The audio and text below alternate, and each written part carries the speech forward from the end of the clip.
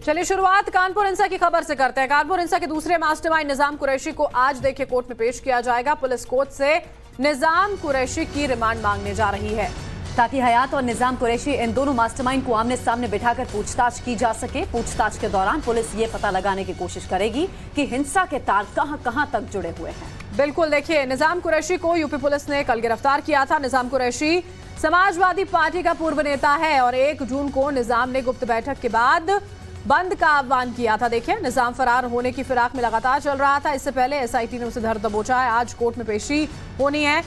Remand जो है वो यहां पर मांगी जाएगी ताकि हयात हाशमी जो कि मुख्य साजिश करता है उसके साथ आमने सामने बिठाकर निजाम कुरैशी और हयात हाशमी की जो पूछताछ सवाल जवाब जो हैं वो उनसे यहां पर किए जा सकें कि कैसे कितने लोगों के संपर्क में थे, कितने लोग जो इस व्हाट्सएप ग्रुप में मौजूद थे उन तक किस तरह के संदेश पहुंचाने की कोशिश की जा रही थी और क्या इनके पीछे भी कोई स्क्रिप्ट राइटर है। एफआईआर जो दर्ज हुई थी देखिए कानपुर हिंसा के बाद उसमें सबसे ऊपर नाम हयात हाशमी का ही था। मास्टरमाइंड यही बताया जा रहा है। और जो व्हाट्सएप चैट हम आपको दिखा रहे थे, व्हाट्सएप ग्रुप के जो चैट हम आपको दिखा रहे थे, वो व्हाट्सएप ग्रुप ही टीम निजाम के नाम से चल रहा था और उसमें बाकायदा उन तरीकों का जिक्र था जिन जिन तरीकों का इस्तेमाल कर विरोध करने की सीख उन ग्रुप के माध्यम से दी गई थी। और ये पूरी साजिश थी, दरअसल प्री प्लान था। वो तस्वीरें जब सामने आ रही थी उससे साफ जाहिर हो रहा था।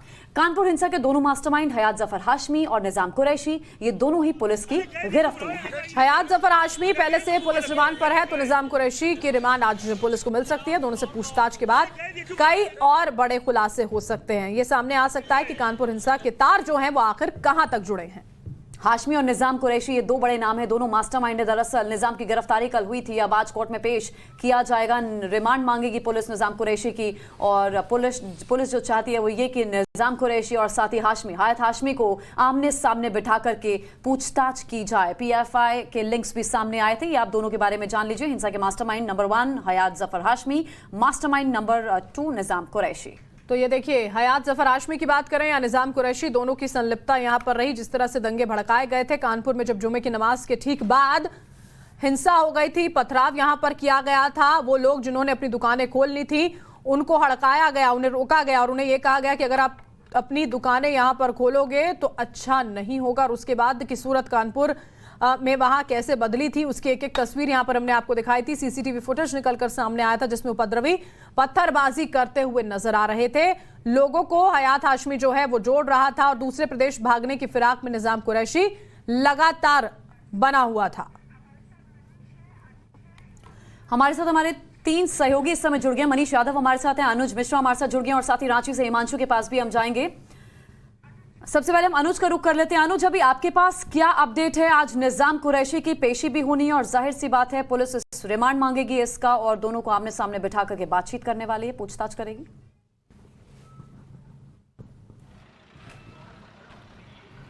जी बिल्कुल, निजाम कुरैशी को पेश किया जाएगा और उसके बाद उसकी रिमांड की मांग की जाएगी क्योंकि जाहिर तौर पे ये दूसरा मास्टरमाइंड है पूरे मामले का और इसी ने व्हाट्सएप चैट के जरिए लोगों को इकट्ठा करना, लोगों को भड़काने का इसके ऊपर आरोप है और इसी वजह से इसकी रिमांड जरूरी है।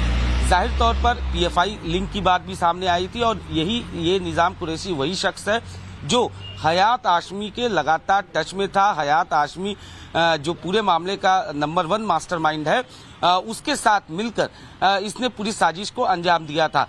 तो जाहिर तौर पर दोनों को आमने सामने बैठाकर पूछताछ करने की कवायद जो है वो पुलिस की तरफ से की जाएगी और इसी वजह से उसकी रिमांड जरूरी है। हालांकि घंटों तक उससे पूछताछ किया गया है जिसके बाद कई सारी चीजें जो हैं पुलिस के सामने आई हैं।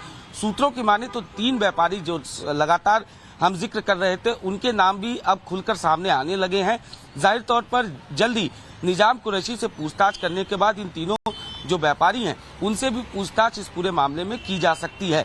तो निश्चित तौर पर एक तरफ जहां शिकंजा जो है कानपुर पुलिस का लगातार कसता जा रहा है, जो इस पूरे मामले के आरोपी हैं, जो उपद्रवी हैं, वो और साथ ही साथ जो मास्टरमाइंड है उनके खिलाफ एक तरीके से शिकंजा कसता जा रहा है। वहीं दूसरी तरफ 2 दिन की पुलिस रिमांड में है हयात, ऐसे में उससे पूछताछ कर जो पीएफआई लिंक है उसे इस्टेब्लिश करने की कवायद पुलिस की तरफ से की जा रही है। सीमी से उसका संपर्क बताया गया था, ड्रग्स डीलरों से उसका संपर्क बताया गया था, तो निश्चित तौर पर इस एंगल पर भी उससे पूछताछ हुई है।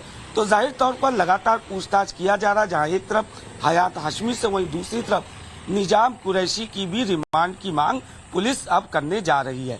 बिल्कुल, रिमांड की मांग यहां पर की जाएगी ताकि आगे इस पूरी की पूरी जांच को बढ़ाया जा सके। बने रहिएगा आप हमारे साथ। इस वक्त की एक और जो बड़ी खबर आ रही है वो प्रयागराज से है। प्रयागराज के अटाला इलाके में हिंसा के मास्टरमाइंड जावेद अहमद उर्फ जावेद पंप के घर पर विकास प्राधिकरण आज कार्रवाई कर सकती है। आरोपी के घर पर प्रशासन बुलडोजर चलवा सकता है। तो लगातार प्रशासन की कार्रवाई जारी भी है। आज भी गतिविधियां तेजी से बढ़ते हुए हम देखेंगे। मौके पर मौजूद हमारे सहयोगी मनीष यादव की एक रिपोर्ट आप देखिए।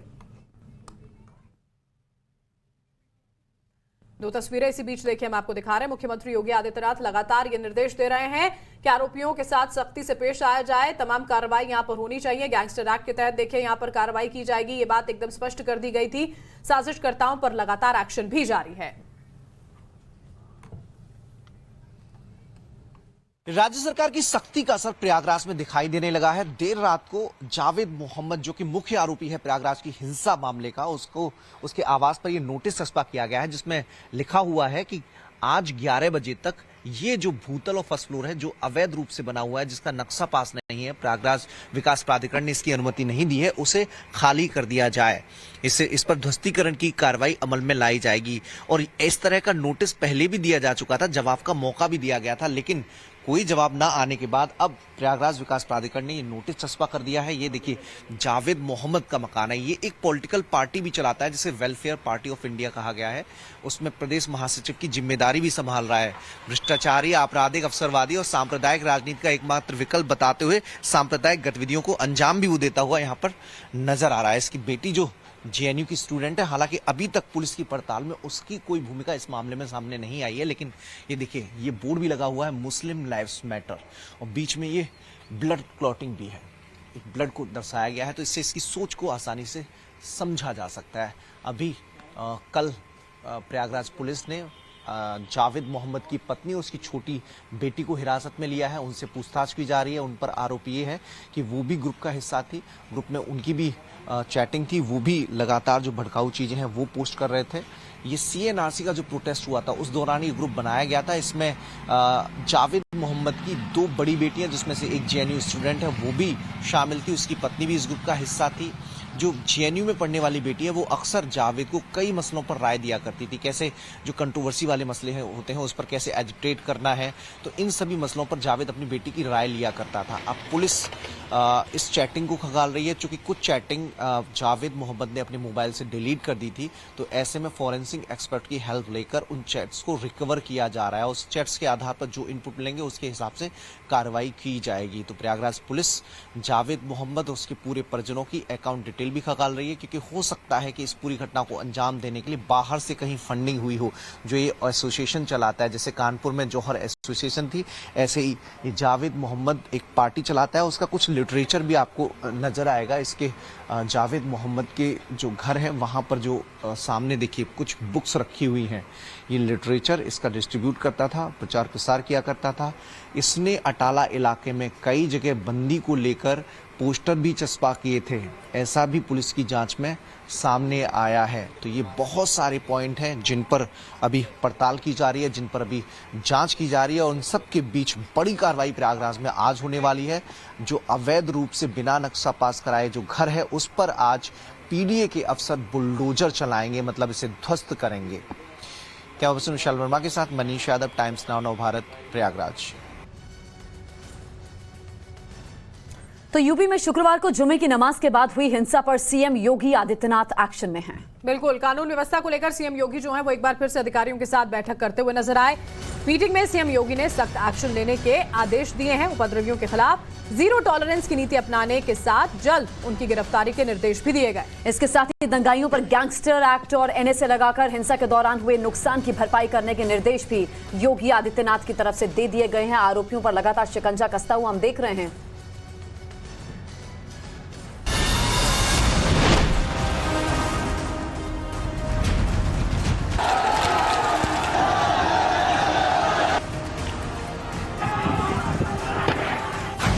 यूपी में हिंसा की आग क्यों?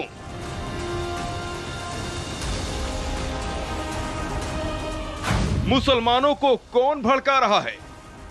कानपुर में हिंसा की आग हो, या फिर सहारनपुर में, या फिर प्रयागराज और मुरादाबाद में उपद्रवियों ने जमकर उत्पात मचाया, जमकर पत्थरबाजी की तो आगजनी से सूबे को दहला दिया।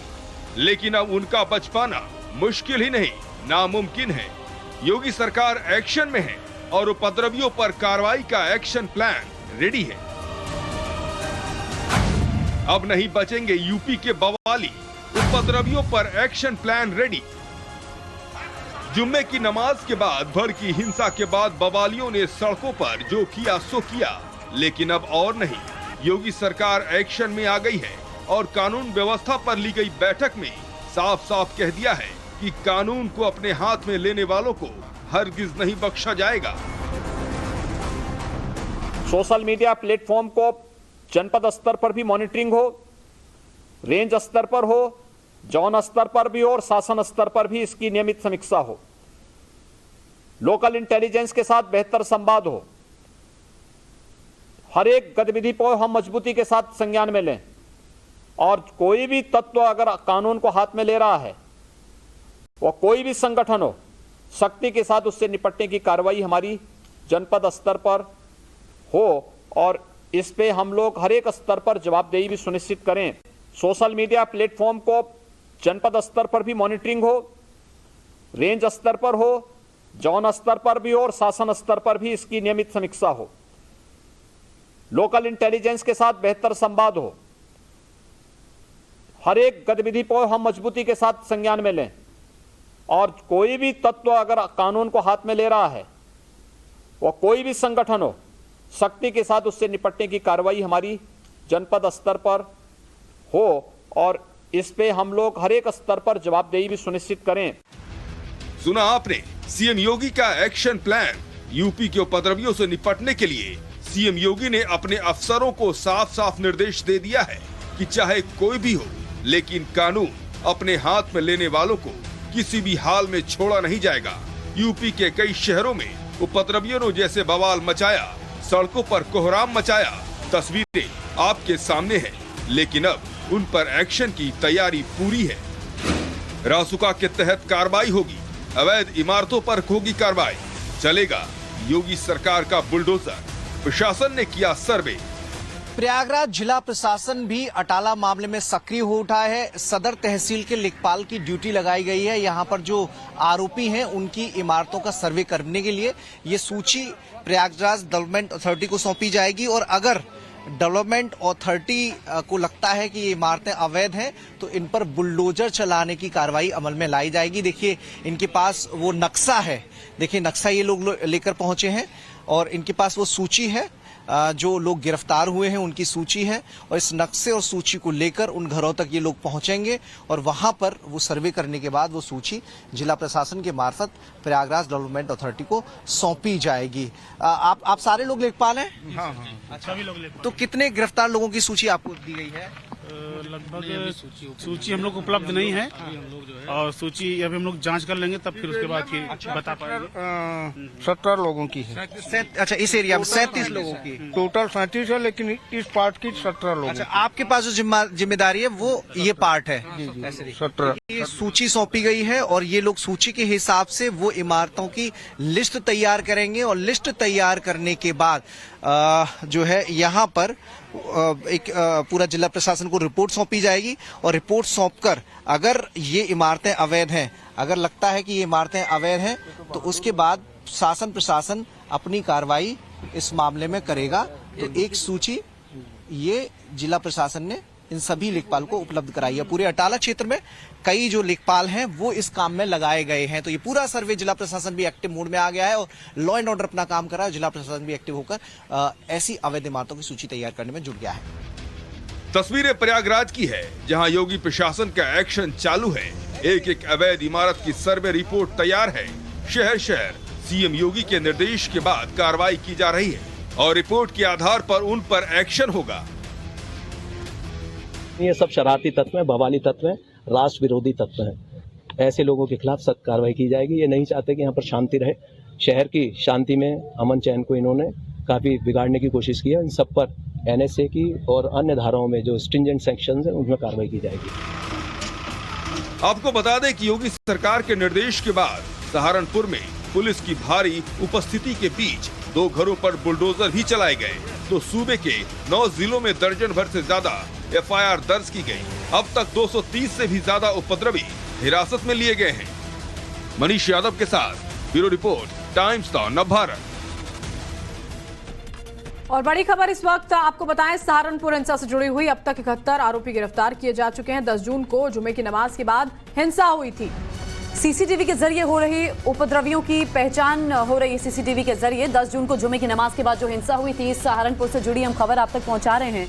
लगातार एक के बाद एक पहचान की जा रही है उपद्रवियों की। इस हिंसा में अब तक 71 लोगों की गिरफ्तारी की खबर।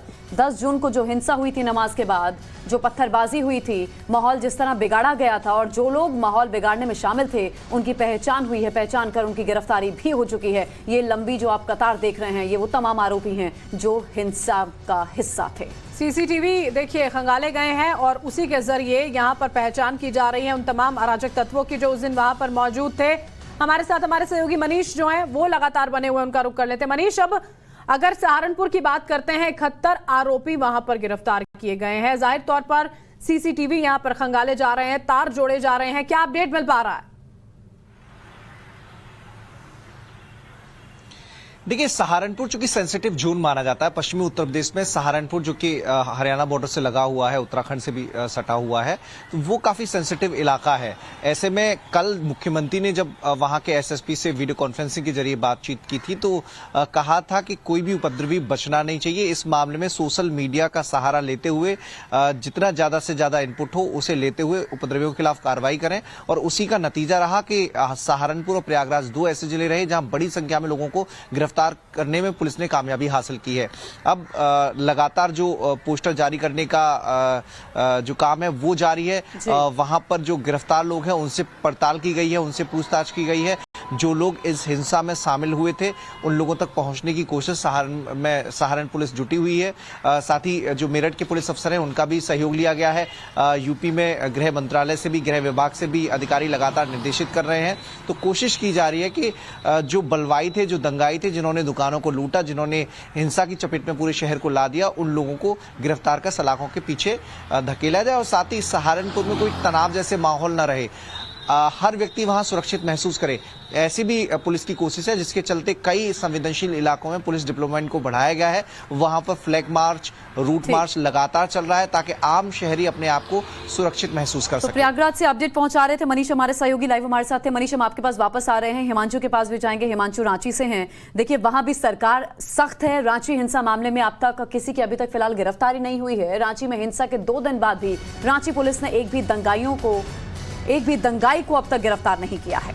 हालांकि देखिए, शुक्रवार को रांची में हुई हिंसा मामले में पुलिस ने 5 एफआईआर जरूर यहां पर दर्ज की है। 10,000 अज्ञात लोगों के खिलाफ केस दर्ज हुआ है। 22 आरोपियों के खिलाफ नामजद एफआईआर दर्ज की गई है। झारखंड के मुख्यमंत्री हेमंत सोरेन ने पूरे मामले में जांच के आदेश दिए हैं। उच्च स्तरीय कमेटी का गठन भी बाकायदा किया गया, लेकिन अभी तक गिरफ्तारी किसी आरोपी की नहीं हो सकती। 22 लोगों के खिलाफ नामजद एफआईआर। हिमांशु हमें अपडेट देंगे। हिमांशु, अभी तक कोई दंगाई हत्थे नहीं लगा है पुलिस के, जांच लगातार आगे बढ़ रही है, कहां तक पहुंची है ये बताइए।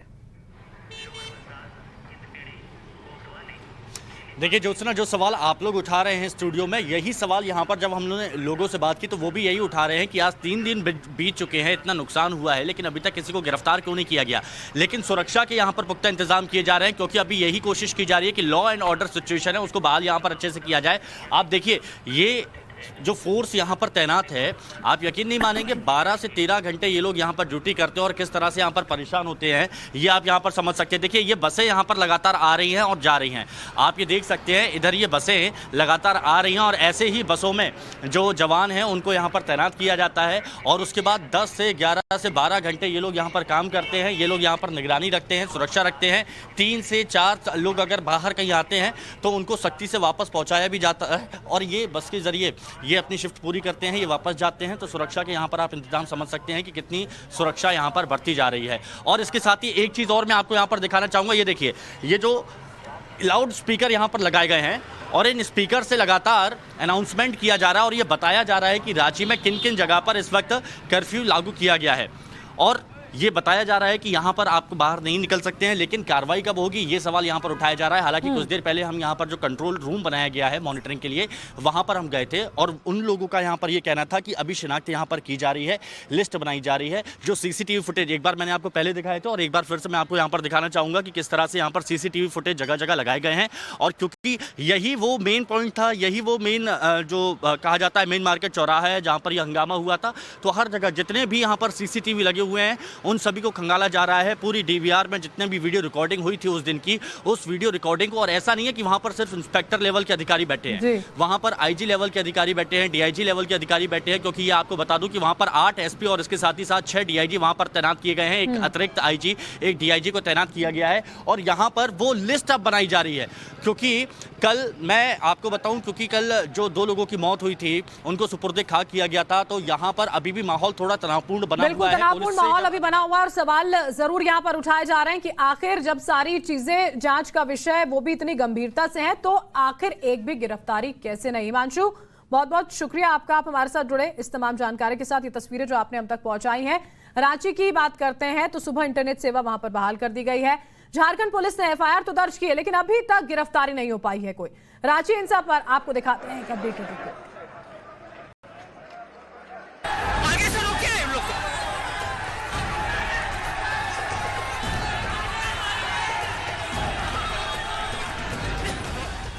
रांची की सड़कों पर जब बवाल मचा तो चारों तरफ कोहराम मच गया।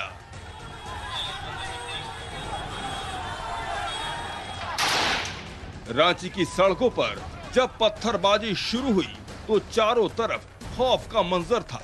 जुम्मे की नमाज के बाद इकरा मस्जिद के इलाके में उपद्रवियों ने जमकर बवाल काटा और पुलिस की नाक में दम कर दिया। इस घटना में 12 लोग बुरी तरह से जख्मी हो गए, जबकि फायरिंग में एक शख्स की मौत हो गई। लेकिन मौकाए वारदात पर अब सब कुछ ठीक है, शांति बहाली है। पुलिस लगातार फ्लैग मार्च कर रही है। रांची के एसएसपी भी इस पत्थरबाजी में बुरी तरह जख्मी हो गए, लेकिन अस्पताल से निकलने के बाद जख्मी हालत में लगातार इलाके में मार्च कर रहे हैं। हमारी बारी है लोग ट्रैक करना, कितने खतरनाक, कितने बदमाश हैं। I will identify them, will take proper action. क्या रिस्ट्रिक्शंस आगे आने वाले वक्त में ले जाएंगे और क्या कार्रवाई अभी होगी? अभी तो हम जो कुछ साक्ष्य आधार पे करेंगे, हमारे पास फुटेज है, एविडेंस है। Let us try to find out the person behind this conspiracy and take action. Ranchi में हुई संप्रदाय विशेष के लोग अचानक इतने हिंसक हो गए कि सड़क पर उतर आए और देखते ही देखते पूरी भीड़ हिंसक हो गई। मंदिर में तोड़फोड़ की गई। बिहार के पथ परिवहन मंत्री नितिन नवीन भी किसी निजी कार्यक्रम के लिए रांची में थे। उनकी गाड़ी पर भी उपद्रवियों ने पत्थरबाजी की। उन्हीं की जुबानी सुनिए हिंसा की कहानी। ऐसे ही हनुमान काली मंदिर के चौक पे पहुंचते हैं कि चारों तरफ से फिर ईटा पत्थर और लोहे का रड था, डंडा था, जिससे हमला। दूसरी गाड़ियां जा रही थी, लेकिन आपके गाड़ी को टारगेट किया? कोई गाड़ी नहीं थी उस समय, एक ही गाड़ी फंस गई थी और पूरी भीड़ ही थी। पहले 1 घंटे पहले गाड़ियां गई थी तो रास्ता निकला था, उस समय उस भीड़ में हमारी गाड़ी थी। आखिर रांची में हिंसा की साजिश किसने रची? इलाके में हालात भले ही सामान्य हों, लेकिन पुलिस अलर्ट पर है। अब भी धारा 144 लागू है और मौके पर भारी पुलिस बल की तैनाती है। सोशल मीडिया पर पुलिस प्रशासन की पूरी नजर है। आखिर ये घटना कैसे और क्यों हुई, स्थानीय लोगों ने क्या कहा, सुनिए। जैसा जैसा मालूम चला वैसा कि मतलब वहाँ पे ईटा पत्थर मंदिर से पथरा हुआ है, तो फिर इसमें से वो लड़का लोग गाड़ी तोड़ने लगा। फिर मंदिर में भी ईटा चलाया, लड़का लोग, जितना लड़का लोग था सब ईटा उटा चलाया। पहली बार ऐसा हुआ कि डायरेक्ट पुलिस गोली चलाया, एकदम डायरेक्ट। हम लोग बूढ़ा हो गए हैं सर कि जब भी ऐसा कुछ हुआ मामला तो पहले आंसू गैस चला, उसके बाद लाठी उठी चार्ज हुआ, लेकिन कल का तो मामला एकदम ऑन द स्पॉट वाला था। फिलहाल इस हिंसा के बाद सूबे की हेमंत सोरेन सरकार सख्त है और मामले में जांच के आदेश दे दिए हैं। पुलिस सीसीटीवी फुटेज के आधार पर एक एक बवालियों की पहचान करने में जुटी हुई है। सोरेन सरकार ने घटना की जांच को लेकर उच्च स्तरीय कमेटी गठित की है, जिसमें अपर पुलिस महानिदेशक संजय लाटकर और आईएएस अमिताभ कौशल की अध्यक्षता में 2 सदस्यीय उच्च स्तरीय कमेटी गठित की गई है। ये कमेटी 1 हफ्ते के अंदर सरकार को अपनी रिपोर्ट सौंप देगी। हिमांशु, नवभारत टाइम्स, रांची।